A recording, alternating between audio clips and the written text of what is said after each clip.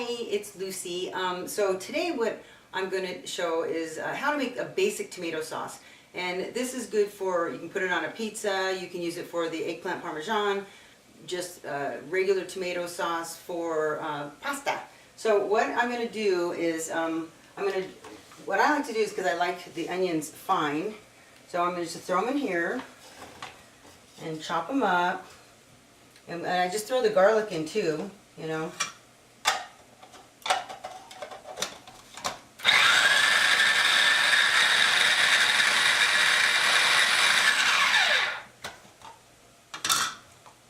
And then over here, what I have going on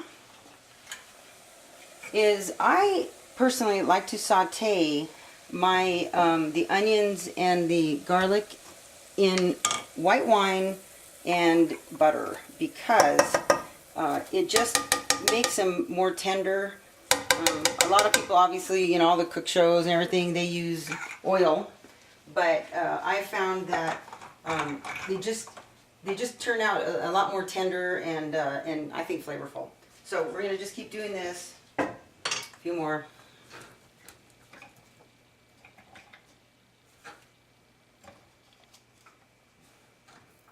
And I have one of these for savory and one for sweet, because I don't like to mix them. How do you spell OCD?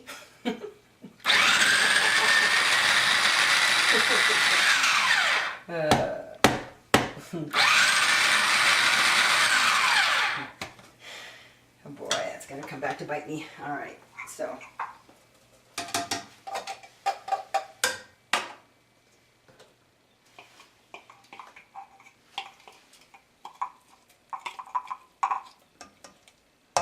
So what we're going to do, I'm going to put the heat up a little bit, and then one of the things I learned when I was in Italy is when you make a sauce, this is the base. So you want the base to be flavorful. So, and one of the things about tomatoes is they can take a lot of salt.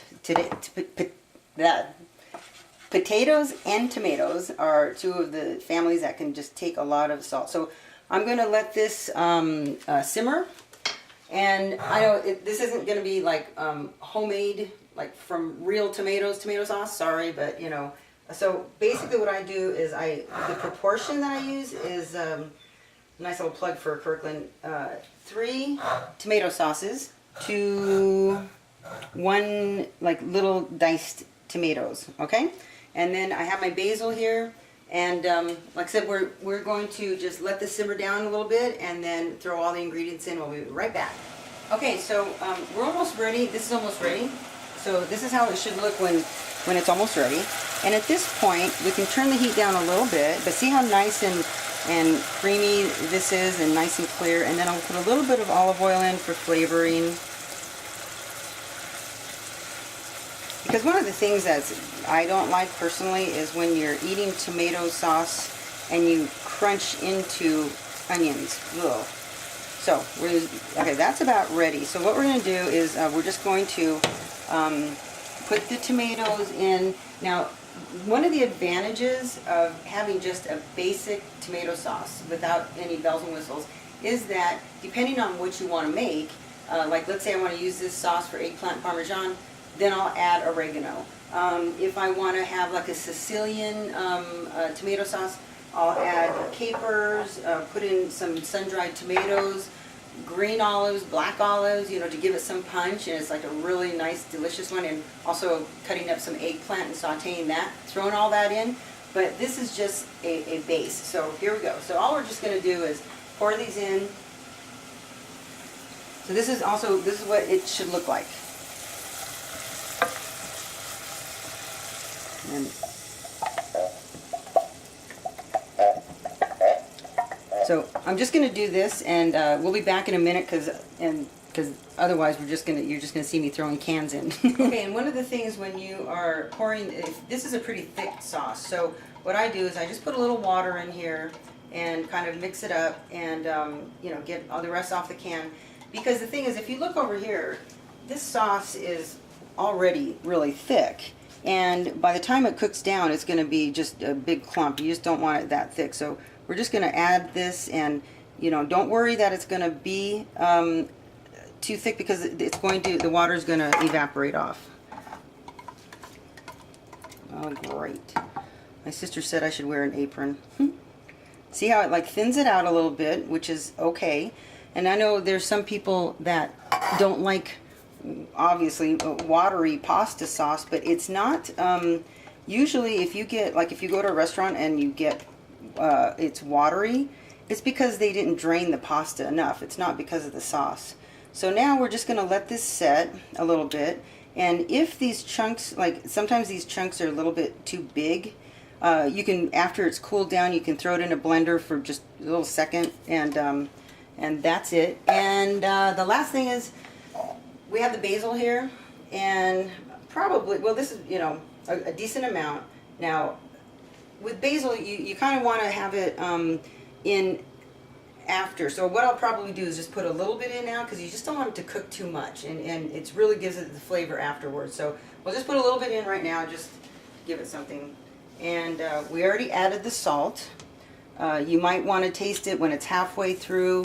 And a sauce like this, because, sorry, yeah, a sauce like this, because it's comes from a can and it's already cooked, basically, you're just blending the flavors together. It doesn't take that long. So like if we were going to have lunch today, this could be ready in a half an hour. And so at the very end, we're just going to put the rest of the basil in, and that is it. Okay, so we'll see you in a little bit.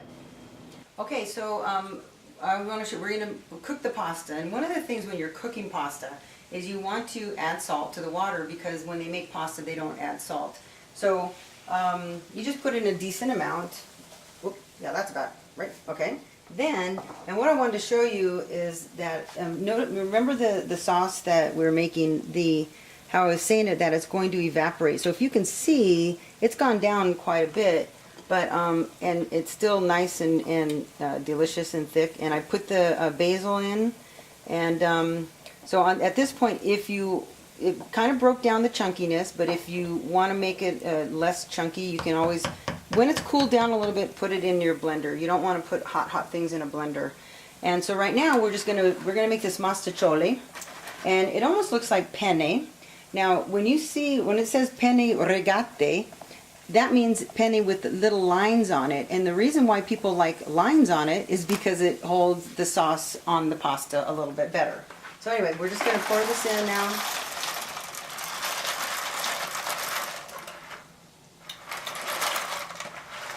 There's two of us, and there's always room for leftovers.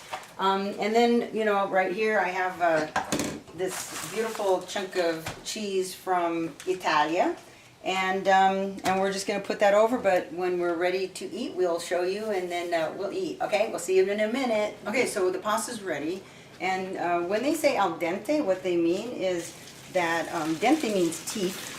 And how I always test to see if something's al dente or not, if it doesn't get stuck, if the pasta doesn't get stuck in my teeth when I test it, then we're good to go. Now, what the Italians do is you drain your pasta. They don't rinse it, and they usually have it the sauce in a pan like this.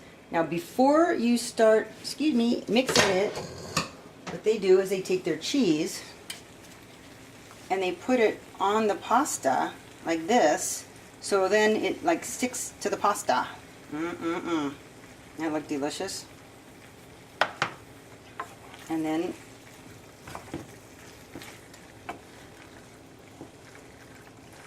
I'm gonna cut the heat because you don't want it to keep cooking. And the Italians also don't smother their pasta in sauce. This is actually probably would be too much for an Italian, but good compromise here. So that's it. And love those close-up shots. So just gonna spoon it out on the dish, and we are going to eat a nice little bowl of pasta. So thank you for watching, and I hope you learned something, and bon appetit, and we'll see you next time. Bye.